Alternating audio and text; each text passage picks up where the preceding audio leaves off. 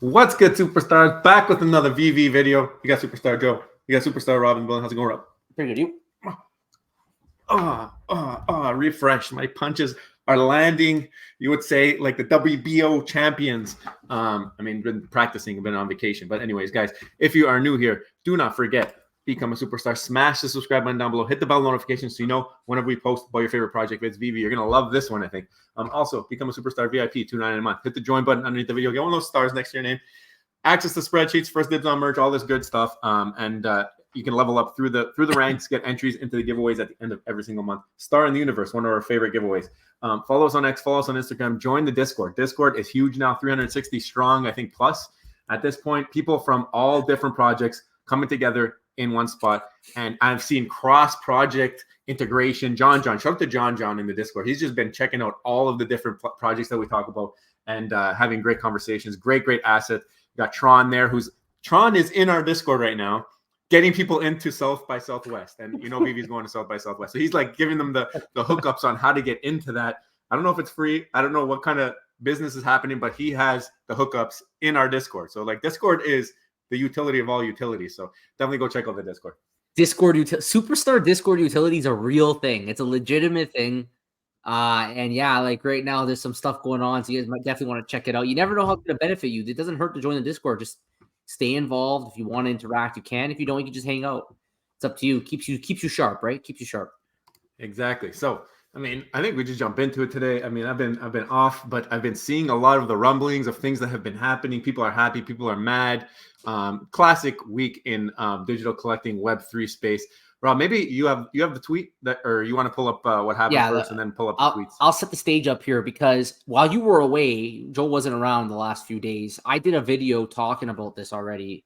And that video at the time really focused mainly on don't sweat it, right? Like if you were a master collector and you've lost it, we knew from an old MCP article that they were thinking of the top 6 ranks all having similar utility. However, we also know that VV tends to change their mind a lot of mind changing at all times. So today's video, we're going to actually focus on that instead. We're going to focus on the mind changing instead. So we got VV Gas here, who basically did a concern post. Concern right here. Let me zoom in here. Concern. VV's first announces points it takes to become master collector. Devout collectors for 3 years go even harder to achieve master collector status. Master collectors achieve status, but before reward comes, ranks change and title earned is stripped away. Solution. This is his solution, at least. Reward master collectors once before stripping their title away and changing master collector values. Certainly not how you can reward collectors after 3 years. VV Digital Collectibles. Now, let me get something straight here. Clearly, we had a previous master collector who is now upset that he didn't get any master collector rewards for being a master collector. And unfortunately, we're all about utility here. Believe me, we're all about utility. But with that being said, at this point, you kind of have to expect it from VV. So I don't know, Joe, if you want to take it from here and maybe give the rundown. Yeah, I don't know why you're upset at this point. We're 3 years in, like you mentioned in the post.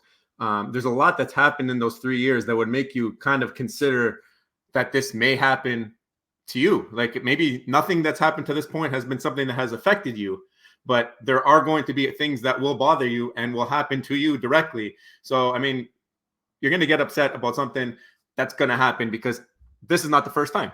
I never got my bond airdrop. I did all the rules. I got that. That never happened. So that was something that affected me. All right. And you probably laughed and didn't care. But now this is affecting you. I was master collector for like 1 or 2 days because they were changing things up at the beginning, whatever it is. Right.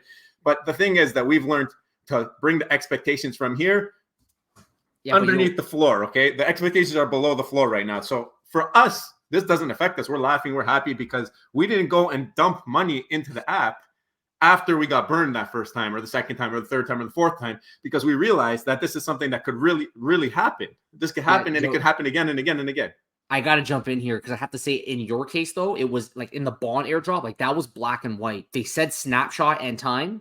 You did exactly that and you didn't get it. And it was blockchain verified that you didn't get it. It was owed to you. You didn't get it. I'll be honest, though. Veve never really gave a hard, committed stance on a 3%. So even though your example makes a lot of sense, I think in your case, it was even more of a wrong than this. But the main message doesn't change, that Veve does change their mind quite a bit. And this is just another example. The bond airdrop was just the beginning of it. Continue. Yeah. So, I mean, that the bond airdrop is my personal example. That's why I brought that up. But we've seen people buy OMI and expect certain things from OMI, buybacks. The OUP, they had an entire presentation, circles that will fill up. And this will happen and that will happen. And guess what? Mitch comes in, squash, not happening anymore. Now we're going here. You have to expect that things are going to change. We've done videos like this before. We've told you that you're going to have to expect things will change. Don't get mad at Veve. They have set the table for you. You have been through 3 years of Veve. You know that they are going to change things. You know that things aren't going to be what they say. That's what happens. That's how this is. And it's their company. They do what they want. We've said this multiple times. Example, you want to continue with MCP. MCP points don't expire. Rob's favorite one, Veveverse. Veveverse announced at DCon. We were in the building at DCon in Anaheim. 4 quarters of dates given out. None of them have shipped. Maybe one of them has shipped to 20 people. I don't know. The next one, transfers. That was on. That was the best part of Veve. The best part of Veve was transfers. They got turned off. So they were on, then they got turned off. That changed. That was a change. People might have bought things thinking, I can buy 10 of these and transfer them. I could do this. They could do that. The game changes on a dime in this space. It continues. Exchanges. We expected 4 new exchanges. I think it was 2022, 4 exchanges. We didn't get any. We lost one, then we got one in 2024. So, I mean, we're back to even. But off-app gems, like that was another one. They were allowed, then they weren't allowed. For you to expect things to be what is written before it's, I guess I don't even know. Is Veve still in beta, Rob? Like, would it be still considered beta because it's not final?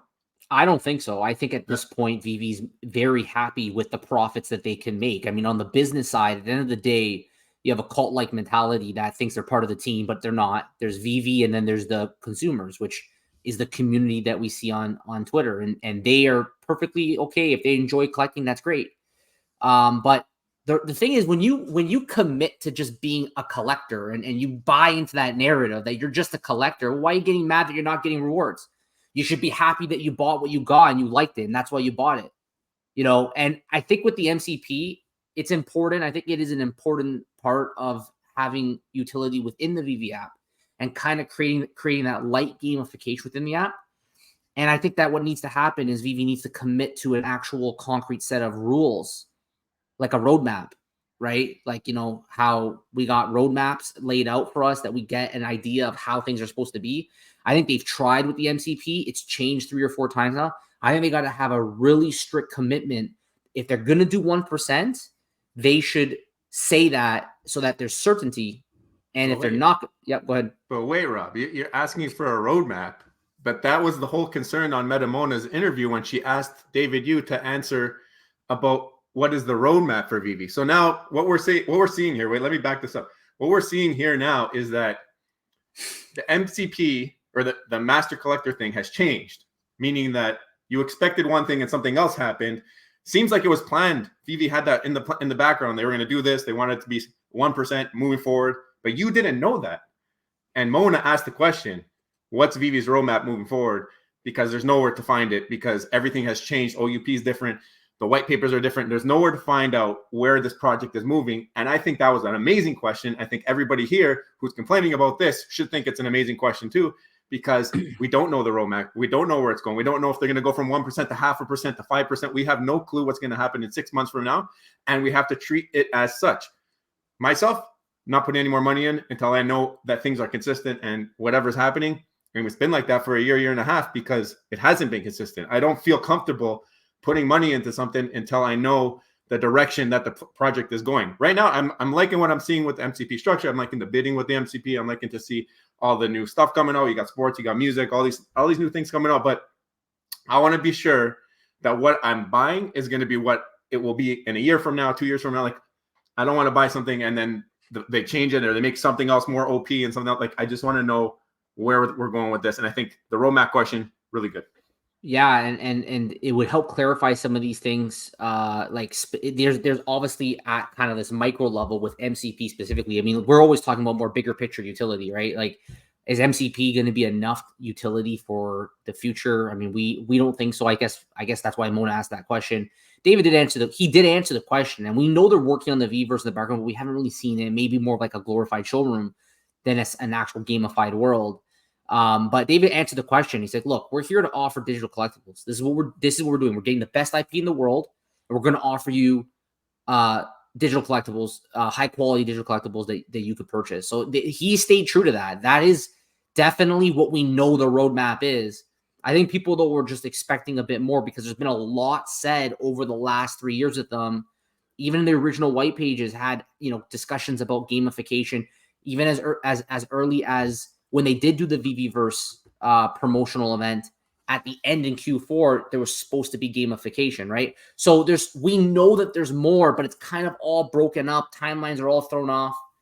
And I think at this point now, you can no longer buy or go nuts into something and ape into something on Veve, assuming it's concrete and locked in. It is subject to change.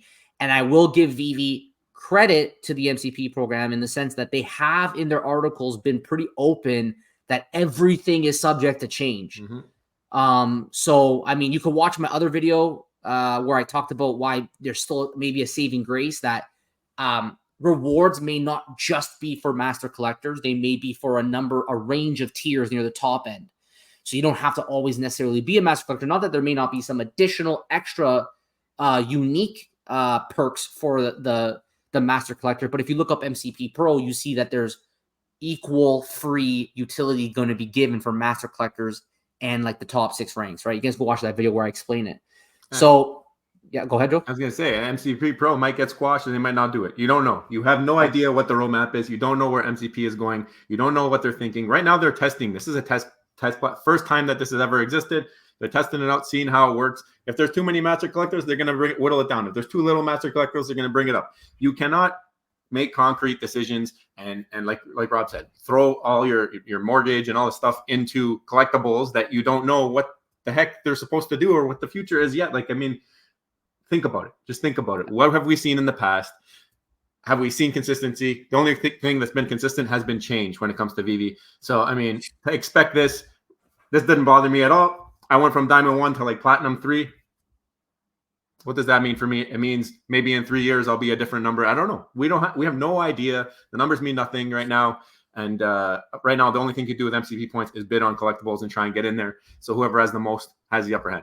Yeah, don't go. If someone chases 1% and they go back to 3, then that person's going to complain that they went chasing 1. Or for all you get chase 1, they're going to go 0.5, right? It is subject to change, I think, unless Veve thinks ahead and says, okay, depending on the number of users, maybe instead of a percentage, they want to do a number of users. I don't know what they're thinking, right? So maybe there's some clarification that we can get there. But you guys can let us know in the comments below your thoughts. What do you guys think about this? Do you think that the people who are master collectors should have been rewarded before changing these ranks and changing these percentages? Do you think that they should not be rewarded, that they should always be, there was never a promised reward that was going to come before, so they're not owed it? How do you think Veve handled these changes in the past and now? Do you think they can do a better job with that? Do you think that they can just keep doing what they got to do because they're going to keep making sales? So obviously it's working, so they can keep going. Let us know in the comments below if you haven't already. Don't forget, become a superstar, smash the subscribe button, join the superstar fam, hit the bell notification button to get every single video every single day. Also to our VIPs, tune in a month to start with your name, ask our spreadsheets. Guys, thank you so much. Take care. See you next one. Bye-bye. Love you. Bye.